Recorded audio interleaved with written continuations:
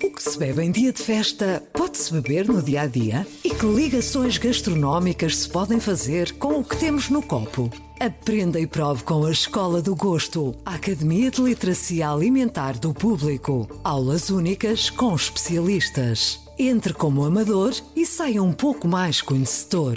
Não perca a próxima aula, a 18 de novembro, no Porto. Os lugares são limitados. Inscreva-se já em público.pt. Este é o Poder Público, a semana em debate pela secção de política do Público. Sónia Sapage. Olá, Helena Pereira. São José Almeida.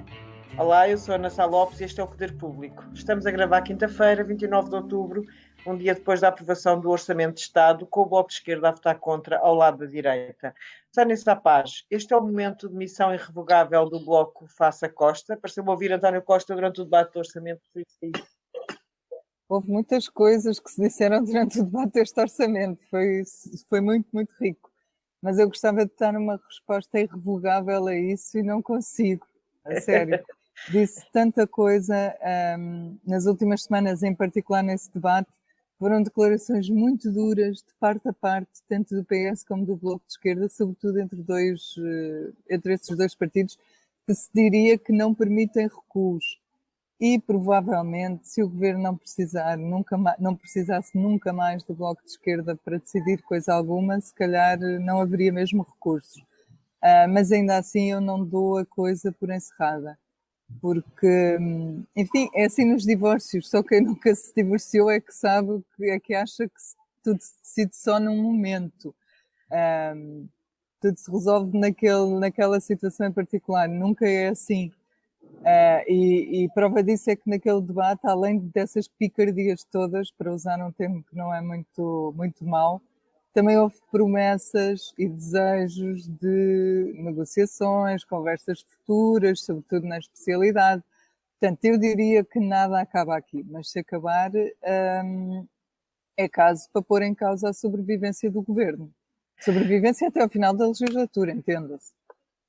Portanto, estamos mesmo num momento grave, bastante grave. Sim, para mim estamos num momento difícil, politicamente difícil. Eles já tiveram outros e foram-nos resolvendo. Tiveram também com o PCP, no último Orçamento de Estado. Desta vez, pelo menos nesta fase, esse fantasma já passou. Mas sim, é um momento difícil, apesar do Primeiro-Ministro dizer que não vai haver crise e que fica até ao fim. Sim, também mudou de opinião, não é? Entre fim de agosto e agora, também mudou de opinião. Aliás, há muita gente a mudar de opinião nos últimos tempos. Parafraseando João Miguel Tavares, deve ser do Covid. São José Almeida, eu quero o Bloco de Esquerda. Por que razão é que achas que o Bloco anunciou o voto contra? Achas que ainda é possível haver acordo? No fundo, a demissão irrevogável de Portas também foi retirada, se todos nós nos lembramos, 2013. Eu acredito que até à votação final, não é?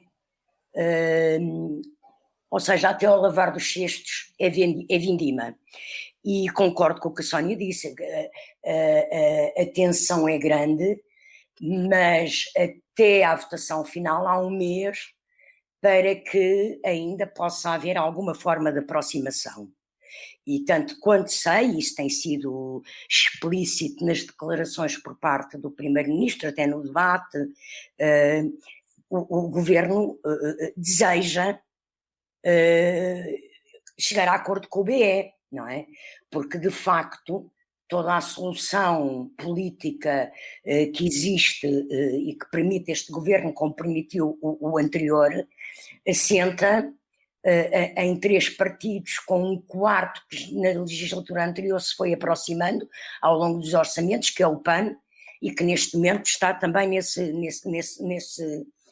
conjunto de partidos que apoiam o Governo, não é? Portanto, era como se o banco, que tem quatro pernas, de repente perdesse uma e perdia o equilíbrio. Agora, porquê que o acordo pode ser difícil e porquê que o Bloco está a fazer isto? Eu tenho grandes dificuldades em perceber o que o Bloco está a fazer, mas ontem vi com muita atenção o discurso da Ana Catarina Mendonça Mendes. Aliás, tive cuidado depois de o ouvir segunda vez, andar para trás com a box da televisão Parlamento e de o ouvir segunda vez.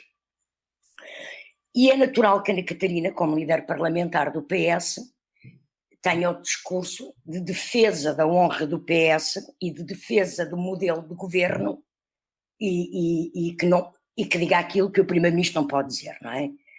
Foi um discurso brutal, muito bem feito, mas que de facto não deixou de dizer nada daquilo que o PS está a pensar e o governo está a pensar sobre o que se está a passar.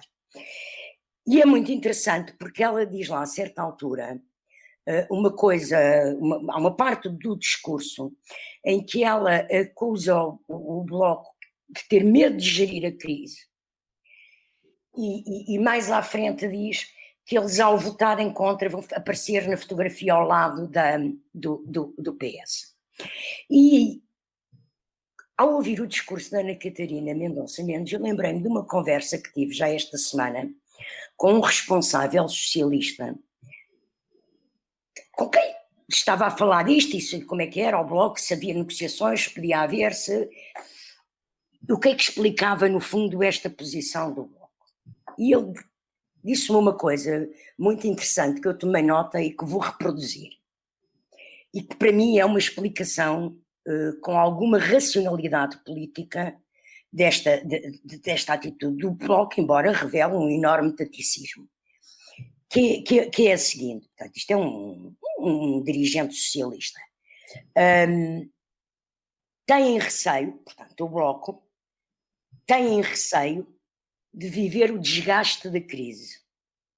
Pensam que não vamos resistir à crise. Não querem ficar na fotografia connosco. Ou seja, a atitude do BE pode ser a de considerar que, como o governo pode cair, não agora, mas no próximo orçamento, e com o desgaste que o ano político e de crise completamente imprevisível que vamos ter, pode ser que no fundo seja este taticismo, o Bloco começa a pôr-se de fora para depois não cair com o desgaste da crise. Posso dizer só uma coisa em relação ao irrevogável? Sim. É que, na verdade, o que acontece agora, que foi diferente do que aconteceu no orçamento suplementar com o PCP, é que o Bloco rejeita este orçamento logo na primeira fase. Ou seja, o PCP desta vez e da outra disse assim: este orçamento não nos agrada, mas vamos lá passar à fase seguinte e vamos continuar a conversar. O Bloco diz: este orçamento não nos agrada, portanto vamos já chumbá-lo e depois, se quiserem, continuamos a conversar. Isso para mim é que é estranho. Preferir, nesta fase que ainda é embrionária e que ainda é aberta à discussão e tudo, nesta fase colocar-se ao lado da direita. Não estava à espera que o fizessem, pensando, assumindo eu, que o objetivo era influenciar o orçamento. Se o objetivo for não influenciar o orçamento e fazê-lo cair, fazê-lo chumbar, aí sim percebe-se. Mas eles estão com a ideia muito fixa. Sim, aí podem estar de facto a querer tirar-se da fotografia, mas eu lembro porque o Bloco tinha obrigação de saber, porque basta de saber fazer contas, que o orçamento passava com 3 votos de diferença, não é? Nem sequer, o governo nem sequer precisava das deputadas não inscritas, a Cristina Rodrigues, a ex-PAN e a Joacim Catar Moreira, a ex-LIVRE, que com o PCP e o PER e o PAN a abster-se, ficava por um deputado, mas ficava. Mas por isso é que é uma decisão política, não é? É acima de tudo política. É isto, já falámos aqui que o PCP também já tinha votado contra o orçamento suplementar. Helena Pereira, António Costa perdeu a maioria de esquerda na Assembleia da República. Isto é mesmo um fim de ciclo, ou nas palavras de António Guterres, o governo está a entrar num pântano? À primeira vista, digo sim. Eu acho que o PS e o Bloco perdem os dois com com este afastamento,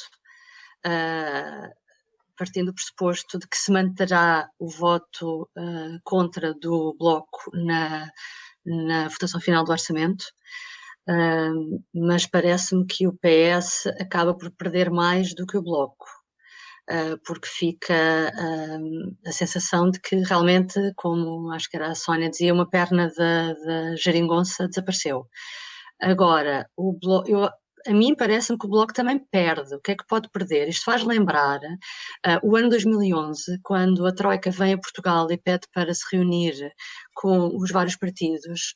Lembram-se que na altura o líder do Bloco de Esquerda era Francisco Louçã e o Bloco recusou uma reunião com a Troika porque, no fundo, achava que a Troika não era uma entidade de bem, e portanto não merecia sequer ser ouvida e nem era isso, não mandava em Portugal, portanto eles reuniam com o governo português, não reconheciam nenhuma autoridade na Troika, nessa entidade chamada Troika. Depois disso, houve várias críticas internas na direção do Bloco. Numa entrevista posterior, Francisco Louçã chegou a dizer que tinha sido um erro e que se fosse hoje realmente teria reunido e teria, no fundo, o que é que está em causa? É aquilo que ontem no debate quinzenal o PS mandou várias vezes à cara do Bloco, que é o Bloco desiste, o Bloco não está, a frase que a Ana Catarina Mendes, que a São José referia, o Bloco não quer partilhar a gestão do risco, o Bloco afasta-se, demite-se, deserta, é toda essa narrativa que realmente na altura, em 2011, correu mal. O Bloco, depois disso, nessas eleições, lembram-se, tinha 16 deputados, passou para 8, perdeu metade dos votos, metade da representação parlamentar. E não foi levado muito a sério. Eu acho que aconteceu isso porque não foi levado muito a sério. E é isso que agora corre o risco. Referindo o que estás a dizer, Sim. Eu penso que a grande vítima desta situação e desta posição do Bloco pode ser Marisa Matias já nas presidenciais. Exatamente, vamos ver, há quem diga que é bom porque assim a Marisa Matias pode vir a fazer um discurso de grande oposição e aquilo que estavas a falar de não estar na fotografia muito perto do PS, mas eu não sei se numa altura de crise, e esta crise é diferente da outra, acho que as pessoas têm muito mais a percepção do que tiveram durante a crise em 2011, não sei se não vão penalizar a atitude do Bloco. Portanto, por um lado, parece-me que o Bloco perde isso, mas o PS perde mais, porque o PS é o partido que está no governo e, portanto, é o PS que tem que mostrar que tem condições de ter uma maioria e de levar avante essa maioria. Portanto, a ideia do pântano, claro que fica muito mais presente. Mas há outro dado que eu juntava a isto, e que foi uma frase também ontem, julgo que foi ontem no encerramento do João Oliveira, que eu anotei, que ele a determinada altura diz que um falhanço do governo, um falhanço na resposta a esta crise agora sanitária, criará o pasto que a direita incendiará com discurso de ódio. Eu acho que nós vivemos uma nova realidade. Tudo aquilo que eu disse era válido ou seja, estava aí o pântano, mas agora uma nova realidade que é bom ter em conta, que é haver mais partidos com representação na Assembleia da República e as circunstâncias que, se houver eleições, vamos partir, e já falaremos disso também a propósito dos Açores, e portanto, isto para dizer que essa nova realidade poderá fazer com que os partidos tomem uma decisão agora, no futuro próximo, diferente daquela que tomariam há uns anos, antes de haver esta representação parlamentar. E, portanto, o PCP, é engraçado que às vezes diz que o PCP é o partido que tem mais dificuldade em perceber a realidade e a perceber os tempos, acompanhar os tempos modernos, ou o que seja, mas esta frase do João Oliveira exprime a preocupação que a esquerda tem. E, portanto, eu quando ouvi esta frase, o que eu pensei é, não acredito, acho que haverá grandes esforços da parte do PC, está visível, mas também da parte do Bloco, para que não se entre numa situação de pântano. Poderei estar enganada, mas espero.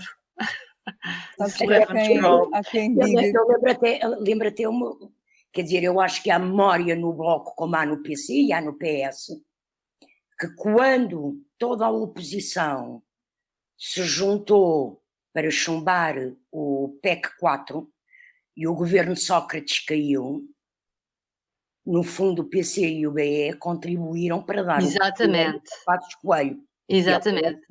E eu acho que essa memória é Eles também terão se arrependido, exatamente. É isso, é agora essas decisões todas, isto mudou. Sendo como tu dizes, o cenário é outro, agora há o Chega no Parlamento, não é? Exatamente. Mas eu também já ouvi a teoria da parte da esquerda de que quanto mais cedo houver eleições, menos o Chega cresce. Daqui a 4 anos há Pois não sei, mas eu acho que estamos a maior. caminhar para uma situação como em Espanha. Quanto mais eleições tivermos, se começarmos a ter muitas eleições, nunca nos próximos tempos haverá a maioria absoluta de nenhum partido. Há mais partidos e há mais dificuldades de encontrar geometrias que construam maiorias absolutas de coligação. Olhamos para a Espanha e queremos ser tantas coisas parecidas com Espanha, qualquer dia vamos ter uma situação parecida. O nosso sistema já foi desenhado para evitar as maiorias absolutas. Completamente. Exatamente. Ninguém se lembra que tanto o fator Sócrates como o fator Cavaco eram casos completamente... e vão ser cada vez mais raros. Foram excepcionais? Excepcionais, exatamente. Bem, esta conversa leva-nos para o que se passou no domingo, nos Açores, onde o PS perdeu a maioria absoluta, o Chega elegeu 2 deputados, o PCP perdeu a representação parlamentar. E neste momento, se o PSD se juntar ao CDS, ao Chega, à Iniciativa Liberal, ao PPM, pode acabar a formar uma geringonça e a governar a região autónoma. Sónia Sapaz, qual é o teu feeling? Vai haver entendimento à direita nos Açores? Vamos assistir ao reprise açoriano do que se passou no continente em 2015, mas à esquerda? Olha, eu acho que a tentação é mesmo muito grande. Acho que a direita fará tudo para que haja um entendimento capaz de pôr fim a um ciclo de governação socialista que já dura há mais de 2 décadas. Portanto, antes das eleições todos pareciam dispostos, e nas suas declarações isso era muito evidente, a fazer tudo para tirar o PS do poder. Um pouco como tu dizias, como aconteceu em 2015, mas ao contrário. Agora, depois das eleições, será mesmo assim? De facto, as contas são difíceis, porque a esquerda, que agora ficou reduzida a PS e Bloco, tem 27 mandatos. E a direita, se tu juntares PSD, CDS, Chega e Iniciativa Liberal, tem outros 27, não tem mais, tem 27. A questão está em o que é que fará o PPM, que lá se diz de centro, e nós sabendo que são monárquicos, enfim, e o PAN. E aqui estão 3 deputados que podem fazer a diferença. Se o PPM e o PAN se juntarem à direita, o PSD pode até dispensar o Chega para fazer governo. E isso, lá está, é a tentação grande, e isso é por isso que os dias têm sido de muita conversa, o que não é uma estreia nos Açores, como tu escreveste esta semana, não é? Já aconteceu, mas também é bastante inédito. De qualquer forma, ainda há muitas coisas pela frente, ainda é preciso indigitar um governo, ainda é preciso levar o programa de governo ao Parlamento açoriano, é preciso que se crie uma moção de rejeição ao programa e que ela seja aprovada por esta direita, que tudo indica que o pode fazer, e depois, então, surgirem conversações para formar um novo governo. Mas, de facto, nesta fotografia toda que descrevemos, quem parece estar em piores lençóis é o PS. É mais difícil para o PS conseguir fazer uma maioria. E mesmo que a faça, vai ter 4 anos completamente desgraçados de governação. Muito diferentes dos 20 e tal que estão para trás. Exatamente. Exatamente, tirando ali 2 anos com o César minoritário, que teve uns problemas por não conseguir aprovar grande coisa, mas não caiu. São José Almeida, o PCP não elegeu nenhum deputado na Assembleia Legislativa Regional dos Açores, tinha um, também já houve tempos em que não teve nenhum, não é uma estreia o desaparecimento do PCP nos Açores, mas o Chega, agora, 2020, elegeu 2. Que significado é que tem isto? Estou-me a lembrar do que a Helena Pereira há bocado referiu ao falar o que o João Oliveira disse.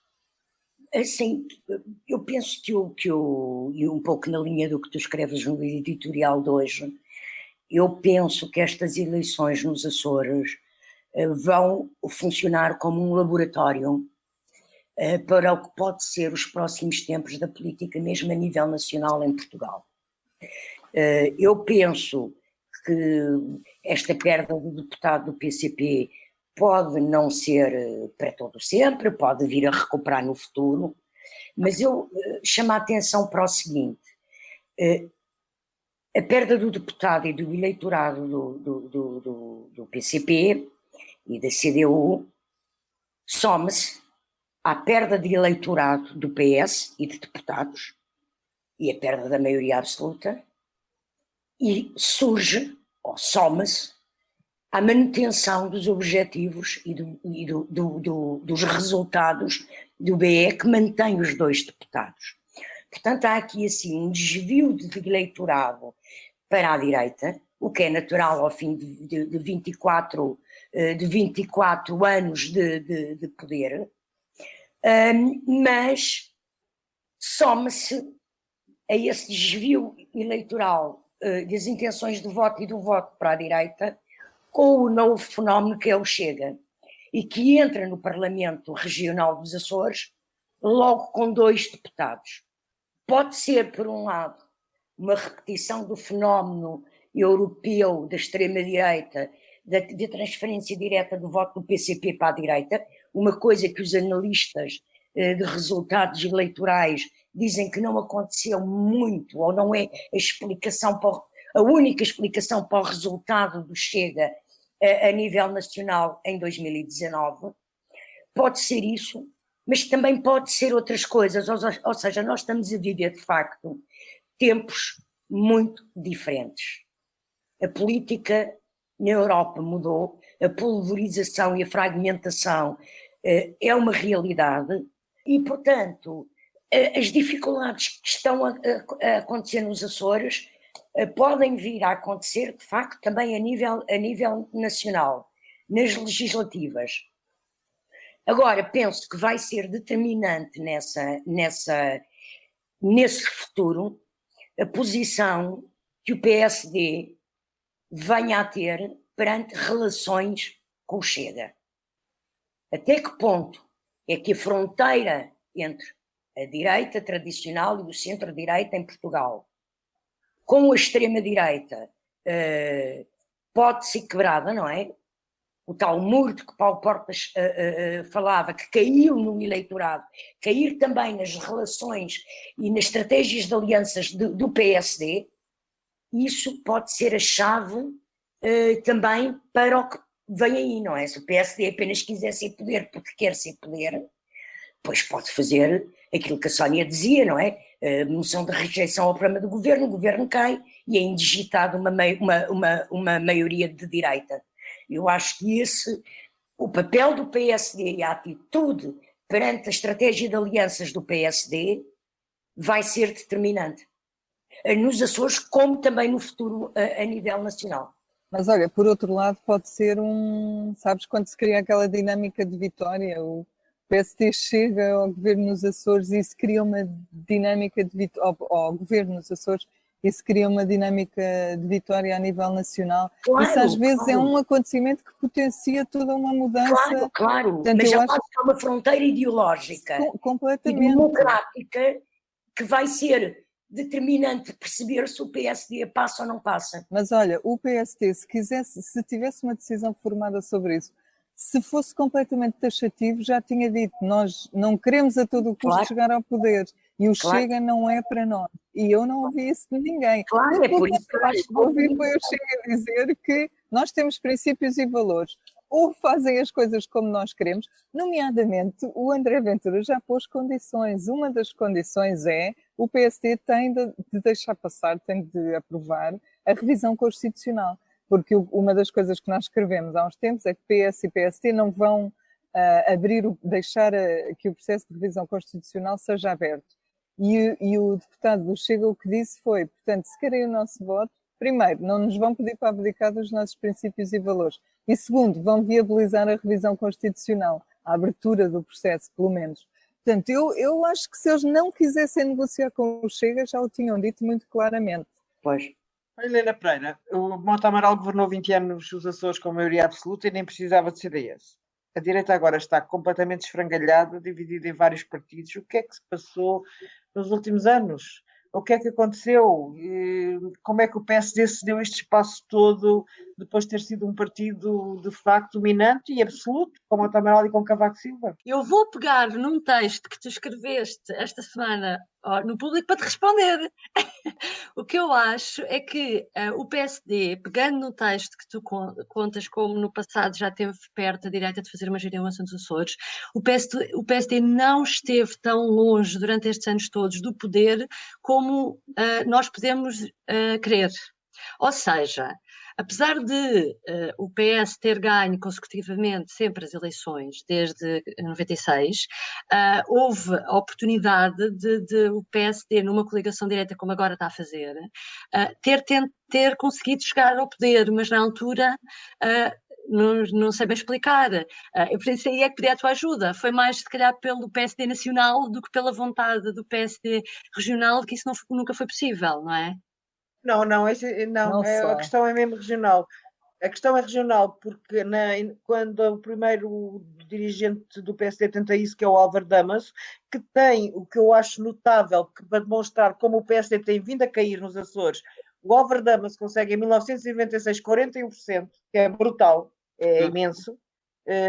Portanto, perdeu as eleições, com certeza, foi o PS que ganhou com 46%, mas ainda é o maior, é o número mais elevado destes 24 anos.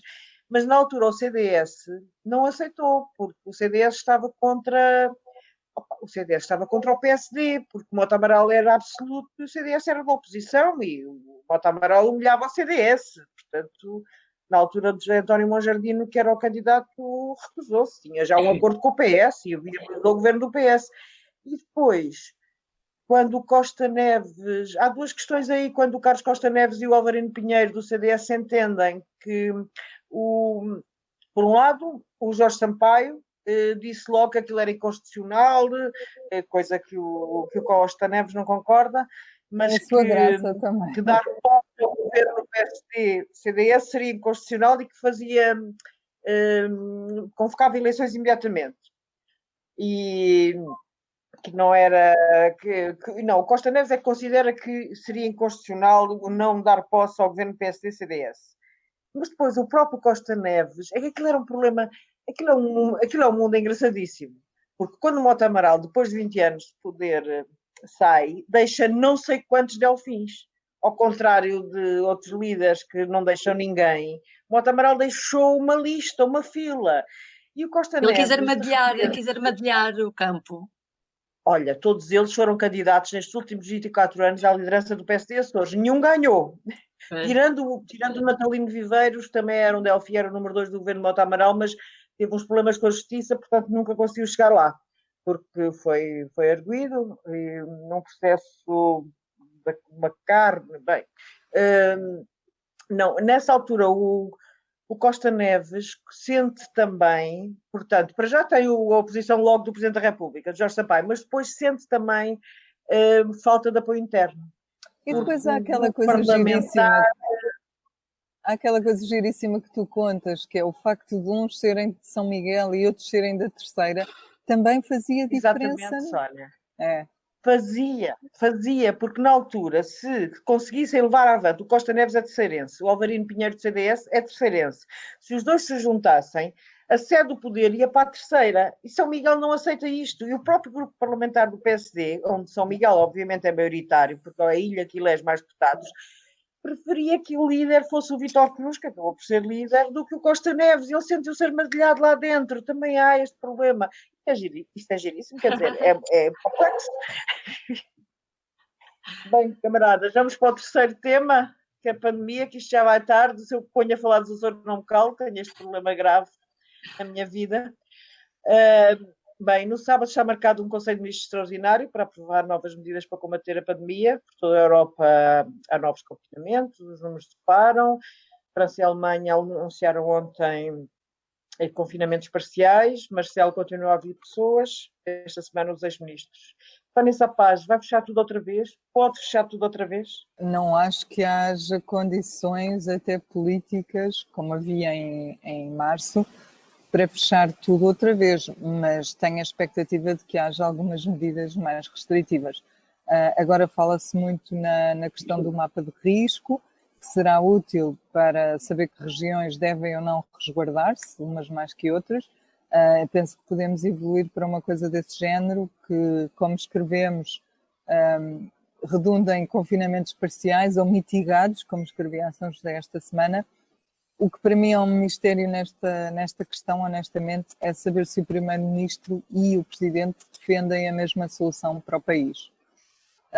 A ideia que me deu anteriormente é que o Presidente já estaria mais disposto a evoluir para um estado de emergência e para medidas mais restritivas, e o Primeiro-Ministro não.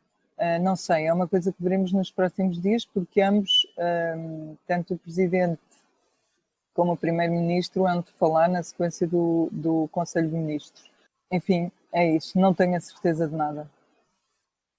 Deixa-me só acrescentar uma coisa. O que acho que aconteceu desta vez, que não aconteceu na outra, em março, é que nós em março estávamos a tomar decisões antes da Europa toda, estávamos à frente do pelotão, digamos assim, éramos nós que estávamos praticamente a ditar algumas das regras. Desta vez eu sinto que estamos a funcionar ao contrário. E não sei em que é que isso vai resultar. Pois, é verdade. O que é que se pode esperar do Conselho de Ministros de sábado, São José?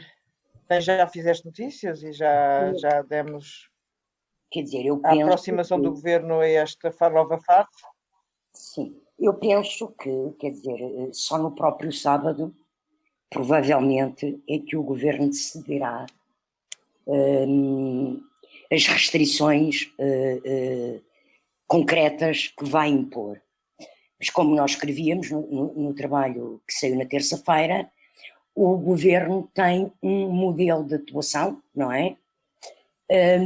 Que se baseia, portanto, na aferição do risco a nível concelho e, em alguns casos, ao nível da freguesia, e risco esse que é definido pelo mapa de risco, pela caracterização, pela estratificação, primeiro, depois a caracterização sociológica, portanto não é só o número de casos em cada concelho ou em cada freguesia que é determinante, tem a ver o contexto da própria zona, não é? Da própria área, mas o governo tem também um modelo de plasticidade de medidas que se baseiam no critério regional e naquilo que são confinamentos mitigados, ou seja, não voltar a um confinamento mais generalizado para toda a economia, ou para quase toda a economia, mas atuar muito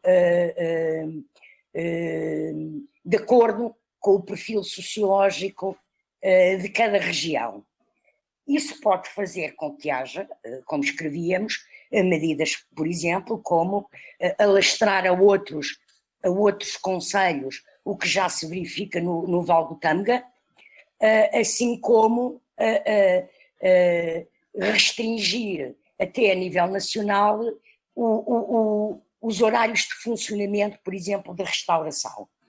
Mas eu penso que, de facto, agora, porque o momento é outro e há, de facto, um desgaste, isto vai ser muito longo, o governo está a travar-se no tomar medidas e dá um bocado a ideia de que está a correr atrás da pandemia. Mas eu penso que o mundo todo está a correr atrás da pandemia, não é? Pronto, só queria dizer mais uma coisa. Eu não acredito que vá ser declarado estado de emergência já, até porque, pela durabilidade da pandemia, pode haver a tentativa de deixar essa medida para mais tarde. Sr. José, mas pode haver estado de emergência. O estado de emergência não obriga ao confinamento geral. Eu sei. Pois, portanto, podes ter um estado de emergência sem ter um confinamento geral. O estado de emergência não é só para pandemias, não é? Agora, há países que eu acho que estão a agir antes de... Os países nórdicos já estão a prever a terceira vaga. Pois. É diferente do que se passa aqui. Enfim. Sim. Helena Pereira, António Costa, em 18 de setembro, falava que o custo social do confinamento foi brutal, não podemos passar por isto tudo outra vez. Na altura os casos não chegavam a 1000 por dia, um mês e meio depois, com os números a chegar aos 4000, achas que o Primeiro-Ministro vai ter que contrariar o que disse? Parece-me que pegando nas palavras da São José, vai haver um confinamento, mas não um confinamento total como em março, não é? Ou seja, as pessoas, vai haver medidas mais restritivas, mas não nos vamos enfiar todos em casa como em março. Parece-me que também as pessoas já passaram por isso e toda a gente percebe os custos económicos e sociais da paragem, do lockdown. Portanto, será um confinamento gradual sem ser um lockdown, e depois, sendo assim, não é uma contradição às palavras de António Costa. Só para terminar, eu retive uma frase do Baltazar Nunes, do médico epidemiologista que hoje Alexandre Campos entrevista no Público, em que ele diz que quanto mais eficazes formos a proteger a população, mais tempo a pandemia vai demorar. Eu acho que esta frase é tão boa para as pessoas perceberem como é que isto vai ser, que é... quanto melhor nós fizermos tudo, mais tempo temos que nos habituar que vamos conviver com esta pandemia. Parece um contrassenso, mas é mesmo isto. E é bom que seja assim. E é bom que seja assim, porque a alternativa, dizia ele, é o quê? Querer, sei lá, exterminar não sei quanto por cento da população para que passe rapidamente a praga e vá embora? Não, ninguém quer isso. Pronto. Portanto, dito isto, é isso que eu estou à espera, que haja mais confinamento sem haver realmente grandes paragens da economia, porque ninguém vai aguentar isso. Voltamos daqui a uma semana, na próxima quinta-feira, e o Poder Público acaba por aqui. Até para a semana. Até para a semana. Até para a semana. O Público fica no ouvido. O que faz um bom azeite? Sabe como escolher? Venha descobrir e explorar este produto tão importante da nossa gastronomia na Escola do Gosto. Dia 25 de novembro no Porto, venha provar e aprender com Ana Carrilho, Edgardo Pacheco e o chefe André Cabrita. Os lugares são limitados. Inscreva-se já em público.pt.